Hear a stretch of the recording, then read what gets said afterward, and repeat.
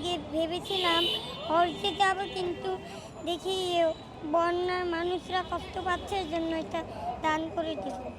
একজন মানুষ হিসাবে, একজন সচেতন নাগরিক হিসাবে আমাদের উচিত আরেকজনের বিপদে এগিয়ে আসা, এটুকু শেখানোর জন্য আর কি নিয়ে আসছি।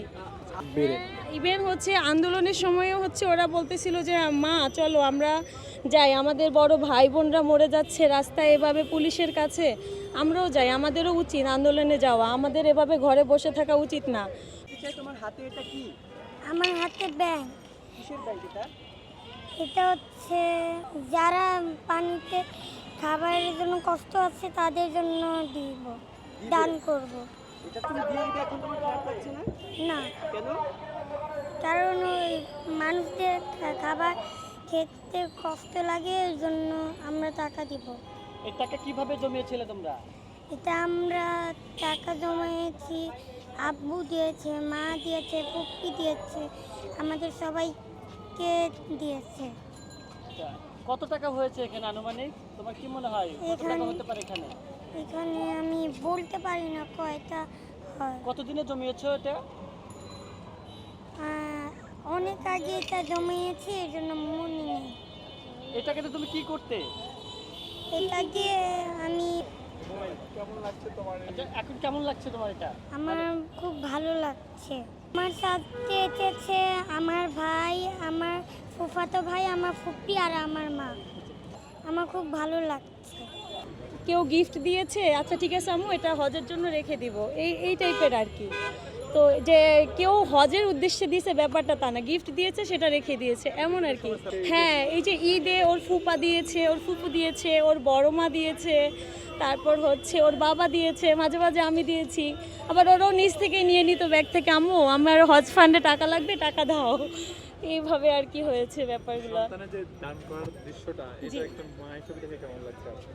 অনেক বেশি প্রাউড ফিল করার মতো। এটা আমি আমার বাচ্চাদেরকে ছোটোবেলা থেকেই শিখিয়েছি মানুষকে হেল্প করার ব্যাপারটা, তো এটা আমার অনেক ভালো লাগে, আমি নিজেও করতে পারলে খুশি হই। তো এটা ওদের মধ্যে গ্রো করার ট্রাই করছি আর কি, যে একজন মানুষ হিসাবে, একজন সচেতন নাগরিক হিসাবে আমাদের উচিত আরেকজনের বিপদে এগিয়ে আসা, এটুকু শেখানোর জন্য আর কি নিয়ে আসছি। ইভেন হচ্ছে আন্দোলনের সময়ও হচ্ছে ওরা বলতেছিল যে মা চলো আমরা যাই, আমাদের বড় ভাই বোনরা মরে যাচ্ছে রাস্তায় এভাবে পুলিশের কাছে, আমরাও যাই, আমাদেরও উচিত আন্দোলনে যাওয়া, আমাদের এভাবে ঘরে বসে থাকা উচিত না। তোর বাবা বাসায় ছিল না, আর হচ্ছে পুলিশ খুব বাজে পরিস্থিতি, আমি ভয়ে বের হইনি, বাট এখন তো বের হতে পারবো, আমরা স্বাধীন হয়েছি সেজন্য আর কি বের হয়েছি। সন্তানদের হাত ধরে নিয়ে আসলেন, এই অনুভূতিটা কেমন? অনেক বলার মতো না, আসলে ভাষায় প্রকাশ করার মতো না, অসাধারণ একটা অনুভূতি।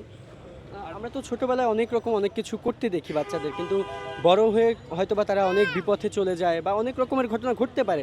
সেক্ষেত্রে এই সুশিক্ষাটা কিভাবে ধরে রাখার জন্য আপনি কাজ করবেন এই সন্তানদের? হ্যাঁ, অবশ্যই অবশ্যই, এই যে এখান থেকে ওরা অনেক কিছু শিখবে, ওদের মতো আরও অনেক বাচ্চারা দিচ্ছে, এডাল্টরা দিচ্ছে, বাচ্চারা পরিবেশ থেকেই শিখে, পরিস্থিতি থেকে শিখে, স্কুল কলেজ থেকে তো আর সব কিছু শেখা যায় না, সব জায়গা থেকেই শেখার আছে, এখান থেকেও শিখবে, স্কুল থেকেও শিখবে, এগুলাই হচ্ছে একজন ভালো মানুষ হিসাবে তৈরি হওয়ার জন্য আমি মনে করি বেশি সাহায্য করবে। অবশ্যই অবশ্যই শিক্ষা ব্যবস্থার বিপুল পরিবর্তন চাই আমি, যেন আমার সন্তানকে দেশে বসেই একজন ভালো মানুষ বানাতে পারি, আমার জন্য বিদেশে পাঠাতে না হয়, আমার জন্য বিদেশে পড়াশোনা করাতে টেনশন করতে না হয়। আমি সেজন্য অবশ্যই দোয়া করি যেন এই দেশের শিক্ষা ব্যবস্থা একটা বিপুল পরিবর্তন আসুক, যেটা ওদেরকে একজন ভালো মানুষ হিসাবে গড়ে তুলতে সাহায্য করবে।